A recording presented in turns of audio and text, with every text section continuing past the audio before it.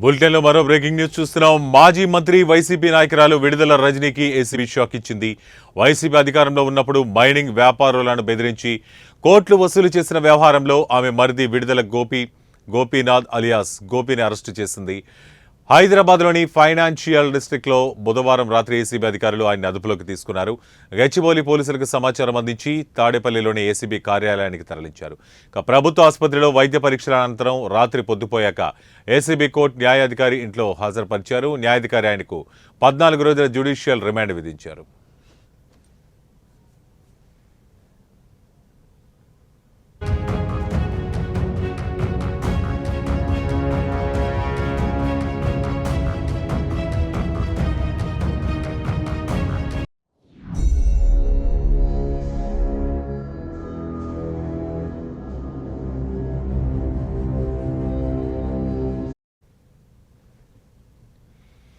ఉమ్మడి గుంటూరు జిల్లాలోని చిలకలూరిపేట నియోజకవర్గం ఎడ్లపాడు మండలం విశ్వనాథుని కండ్రిగలో ఉన్న లక్ష్మీ బాలాజీ స్టోన్ క్రషర్స్ యజమాని నల్లపనేని చలపతిరావును డబ్బు కోసం విడుదల రజని బెదిరించారు.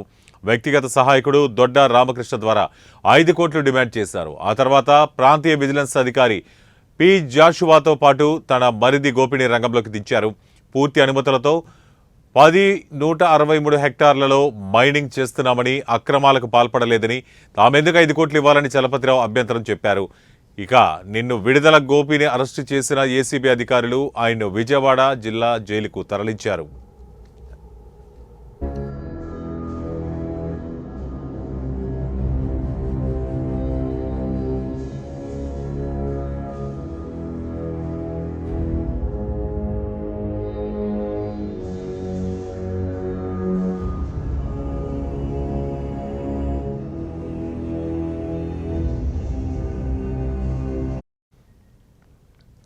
మాజీ మంత్రి వైసీపీ నాయకురాలు విడుదల రజనీకి ఏసీబీ షాక్ ఇచ్చింది.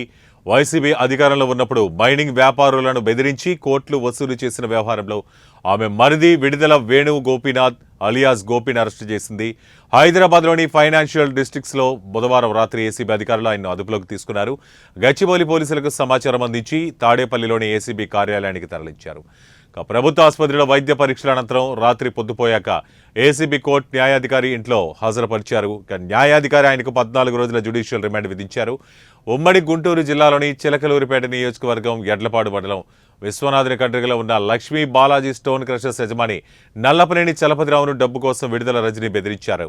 వ్యక్తిగత సహాయకుడు దొడ్డ రామకృష్ణ ద్వారా 5 కోట్లు డిమాండ్ చేశారు. ఆ తర్వాత ప్రాంతీయ విజిలెన్స్ అధికారి పి జాషువాతో పాటు తన మరిది గోపిని రంగంలోకి దించారు.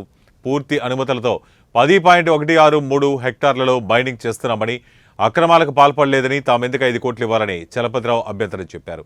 ఇక నిన్న విడుదల గోపిని అరెస్టు చేసిన ఏసీబీ అధికారులు ఆయన విజయవాడ జిల్లా జైలుకు తరలించారు.